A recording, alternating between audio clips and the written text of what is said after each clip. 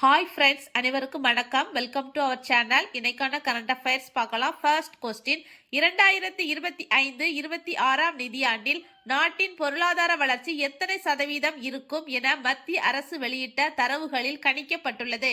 7.4%. ஜனவரி 12 விண்ணில் பாய உள்ள PSLV-C 62 ராக்கெட் மூலம் இஸ்ரோ எந்த செயற்கைக்கோளை விண்ணில் அனுப்ப உள்ளது? இஸ்ரோ வடிவமைத்த புவி கண்காணிப்புக்கான EOS-N1 சேட்டிலைட். EOS என்பது எர்த் அப்சர்வேஷன் சேட்டிலைட் ஆகும். மொத்தம் 19 செயற்கைக்கோள்கள் இந்த ராக்கெட் மூலம் அனுப்பப்பட உள்ளன. EOS-N1 என்பது விவசாயம், நகர்ப்புற திட்டமிடல், சுற்றுச்சூழல் ஆய்வு மற்றும் இராணுவ கண்காணிப்புக்கு உதவியாக இருக்கும். சுவாமி விவேகானந்தரின் பிறந்த நாளை முன்னிட்டு 29வது தேசிய இளைஞர் திருவிழா புது டெல்லியில் உள்ள பாரத மண்டபத்தில் நடைபெற உள்ளது. இவ்விழாவின் நோக்கம் வளர்ச்சியடைந்த பாரதம் 2047 என்ற இலக்கை நோக்கிய பயணத்தில் இளைஞர்களின் பங்களிப்பை ஊக்குவிப்பது ஆகும். இவ்விழா ஜனவரி 10, 11 மற்றும் 12 ஆகிய நாட்களில் நடைபெறுகிறது. 2026 இவ்விழாவின் கருப்பொருள் வளர்ச்சியடைந்த இந்தியா, இளம் தலைவர்கள் உரையாடல் 2026 ஆகும். சாகர் மாலா திட்டத்தின் மூலம் தமிழ்நாட்டில் எத்தனை துறைமுகங்கள் மேம்படுத்தப்பட்டதாக மத்திய அமைச்சர் சர்பானந்த சோனாவால் கூறியுள்ளார்? 98 துறைமுகங்கள். தற்போது 66 சர்வதேச அமைப்புகளில் இருந்து விலகுவதாக எந்த நாடு அறிவித்துள்ளது? அமெரிக்கா. இதில் 31 அமைப்புகள் ஐநாவின் துணை அமைப்புகள் ஆகும். யூத் ஒருநாள் அரங்கில் கேப்டனாக களமிறங்கி 15 வயதுக்குள் சதம் அடித்த முதல் வீரர் என்ற சாதனையை பெற்றுள்ளவர் யார்? வைபவ் சூரியவன்சி. இந்திய வர்த்தக மேம்பாட்டு சபை சார்பில் பால் பண்ணை செயலாக்கம் மற்றும் தொழில்நுட்பம் குறித்த சர்வதேச மாநாட்டில் டெய்ரி டைட்டன் விருது பெற்ற மாநிலம் எது? தமிழ்நாட்டின் ஆவின் நிறுவனம் இந்த விருதை பெற்றுள்ளது. டெய்ரி டைட்டன் விருதை பெற்றுக்கொண்டவர் பால் வளத்துறை அமைச்சர் மனோ தங்கராஜ் அவர்கள். இம்மாநாடு நடைபெற்ற இடம் புது டெல்லி.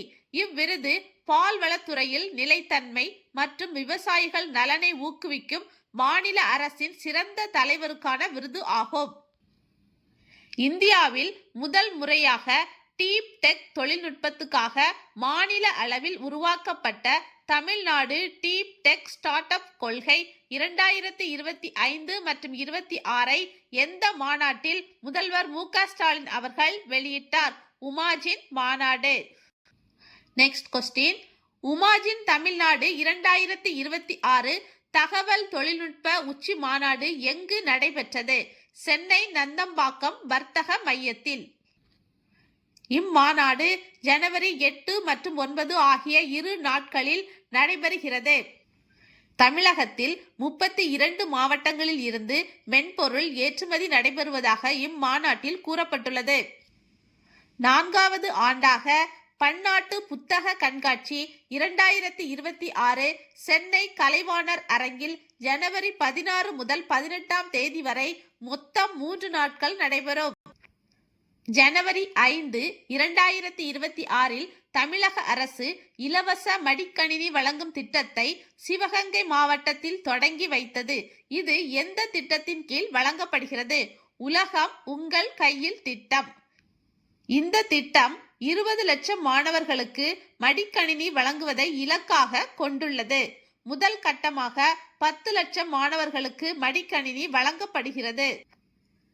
இந்த திட்டத்தின் மூலம் அரசு மற்றும் அரசு உதவி பெறும் கல்லூரி 7.5% இடஒதுக்கீடு மற்றும் நலத்திட்டங்களின் கீழ் தகுதியான தனியார் கல்லூரி மாணவர்களுக்கு வழங்கப்படுகிறது. தேசிய மஞ்சள் வாரியத்தின் பிராந்திய அலுவலகம் மற்றும் அங்கீகாரம் பெற்ற மஞ்சள் பரிசோதனை ஆய்வகம் எங்கு அமைய உள்ளதாக மத்திய அரசு அறிவித்துள்ளது? ஈரோடு மாவட்டம், தமிழ்நாட்டில்.